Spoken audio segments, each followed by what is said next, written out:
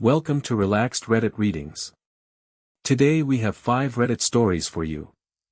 Reddit stories that will make you say, wait, what? Story 1. My friends let a random stranger sleep over at my best friend's birthday party.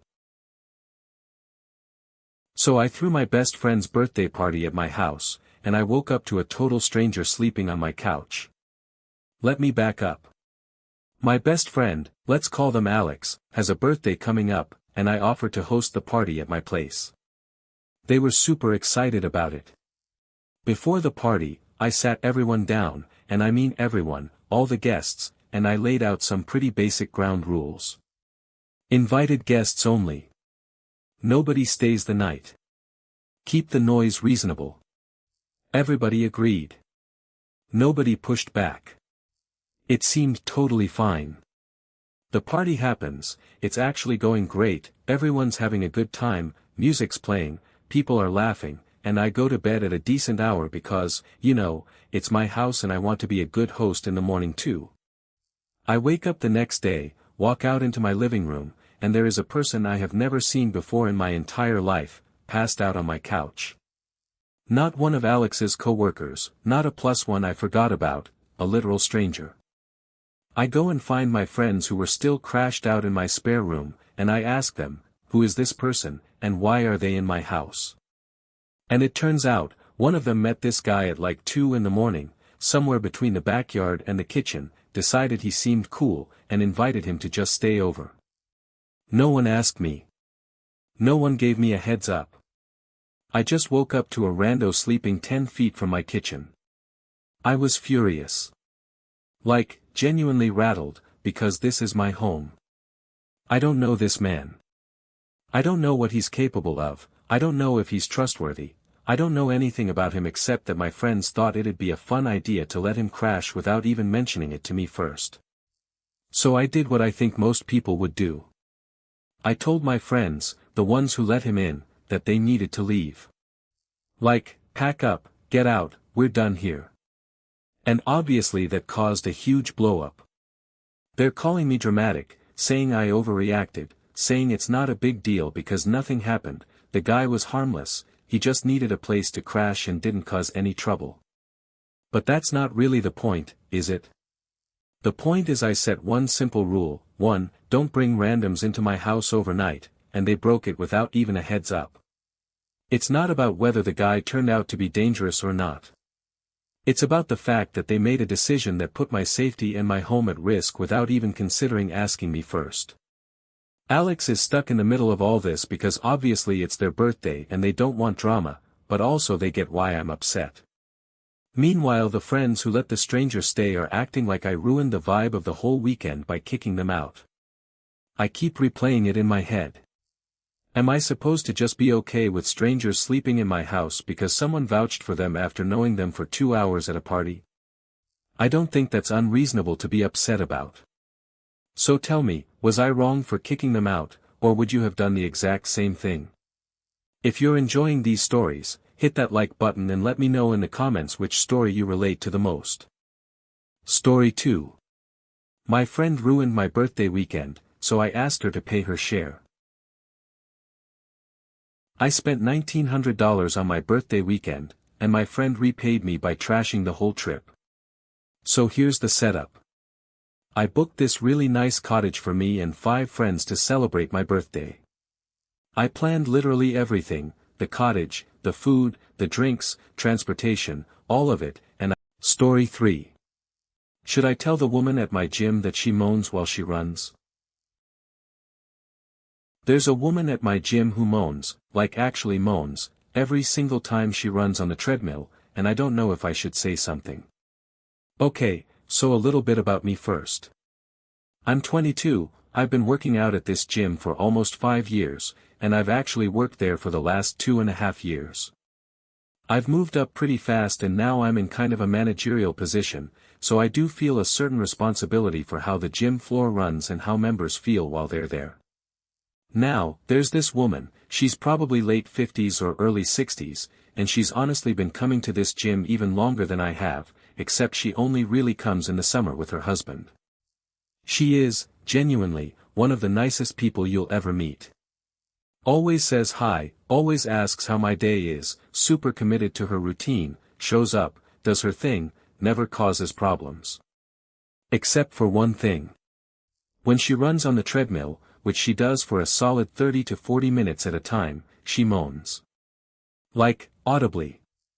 Consistently. The entire time. And I don't mean heavy breathing or the normal grunting you might hear from someone lifting something heavy. I mean actual moaning, the kind that makes everyone around her a little uncomfortable, exchange glances, maybe move to a different machine if they can. It's become something of a running joke among the staff, not in a mean way, but just because it's so noticeable that it's hard not to react to it. But here's the thing, other members have started to notice too, and a couple of them have actually come up to me or other staff and asked, kind of awkwardly, if there's anything we can do about it, or if we could say something to her, because it's making their workouts uncomfortable. Now I'm stuck. On one hand, she's a genuinely lovely person, she's not doing anything wrong on purpose, this is clearly just how her body reacts to intense cardio, and honestly some people just breathe loudly or make noise when they exert themselves. I don't want to embarrass her or make her feel like she's done something shameful, because she hasn't, not really. On the other hand, I do work here, I am in a position where addressing member concerns is technically part of my job, and if enough people are complaining or feeling uncomfortable, that is something that falls under my responsibility to handle, at least according to how the gym operates. But how do you even bring that up? There's no script for walking up to a sweet 60-year-old regular and going, hey, so, you moan a lot when you run, could you maybe not do that? It feels humiliating for her no matter how gently I try to phrase it, and honestly it might be something she can't even control. At the same time, if I don't say anything and members keep complaining, it starts to look like I'm not doing my job, or that I don't care about the overall gym atmosphere for everyone else. I've gone back and forth on this so many times. Part of me thinks I should just let it be, because who cares, some people are loud when they exercise, that's just life, and it's a gym, not a library. But another part of me thinks that if it's genuinely making other paying members uncomfortable enough to complain multiple times, that's a legitimate workplace issue I can't just ignore. So, would I be the jerk if I actually pulled her aside and brought this up? Or should I just let people deal with a little noise? Story 4. My sister wants me to pay for the phone my toddler broke, years later. My sister brought up a phone my toddler broke years ago and now wants me to pay for it, out of nowhere. So this actually happened a few years back, but it got brought up again recently and now I'm second-guessing myself. Quick background, I'm 27, I have a son, and at the time all this happened he was about 18 months old. So he was a baby, basically, just starting to walk around and grab at things like babies do. One day he's over at my parents' house for the day, which is totally normal, they watch him sometimes. My sister, who's 25, comes over and decides to take him into the pool with her.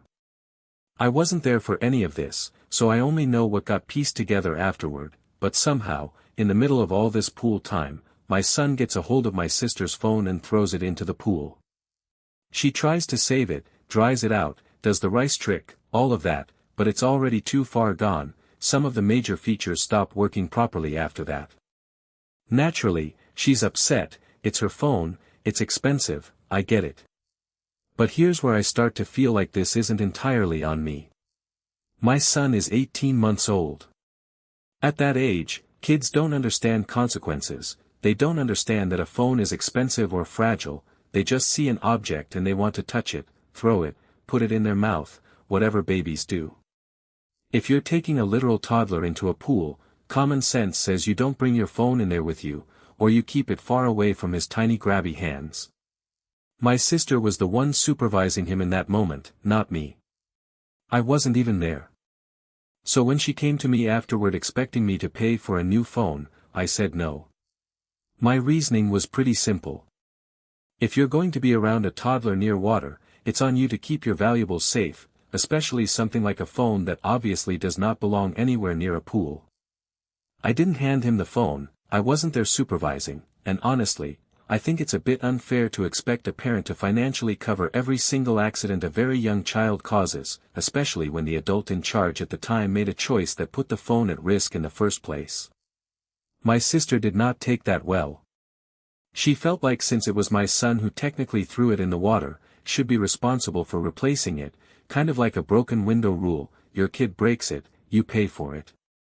And I get where that logic normally comes from, but I feel like there's a difference between, say, my son breaking something in a controlled environment where an adult wasn't being careless, versus my sister voluntarily bringing an expensive phone into a pool with a toddler who is known for grabbing things.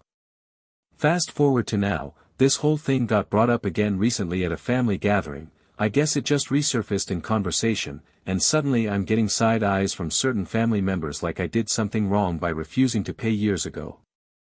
Some of them think I was cold for not just replacing her phone right away, especially since we're family and it would have kept the peace. Others think exactly what I thought at the time, that she should have been more careful with her belongings around a baby near water. I still don't think I owe her anything for this, but now that it's resurfaced and caused this whole new wave of tension, I'm wondering if I really was in the wrong all along. So, tell me, should I have just paid for the phone to keep things smooth, or was my sister the one who dropped the ball here? Story 5. My girlfriend had a migraine, so I told my mom I couldn't walk the dog. My mom asked me to walk the dogs, and I said no, because my girlfriend was passed out on my chest with a migraine. So here's what happened. Me, I'm 19, and my girlfriend, also 19, we were just at my house hanging out, sitting in my room, watching TV, nothing crazy, just a normal chill day. After a while, she starts getting a migraine. Now, she gets migraines somewhat regularly, but she mentioned that this one felt worse than her usual ones. She ends up leaning against me, resting her head right on my chest, and eventually she just falls asleep like that. Part of why she fell asleep so fast is her migraine medication makes her pretty drowsy, so between the pain and the meds, she was out. So now I'm sitting there, basically pinned in place, because if I move, I'm going to wake her up, and she is clearly in pain and needs the rest. This is where my mom comes in. She texts me asking if I can come help her out with the dogs. We have 2 dogs, and from what she said, one of them needed to be walked. Normally, no big deal, I'd just go do it. But in this specific moment, my girlfriend is fully asleep on me, in pain, having just told me this migraine feels worse than usual. So I text my mom back and explain the situation, that my girlfriend's not feeling well, she just fell asleep, and I don't really want to wake her up or shift around too much because I don't want to make her feel worse or startle her out of what little rest she's getting. I figured that was a pretty reasonable explanation. My mom did not see it that way. She got kind of annoyed, said she needed help with the dogs now, and basically implied that I was choosing my girlfriend over my own family's needs for something as simple as a dog walk. I tried to explain again that it wasn't about choosing anyone, it's that my girlfriend was in actual pain, asleep, and vulnerable in that moment, and I didn't want to just get up and abandon her mid-migraine to go take care of something that, frankly, could wait 20 minutes or could be done by literally anyone else in the house. It's not like I have some unique dog walking skill that only I possess.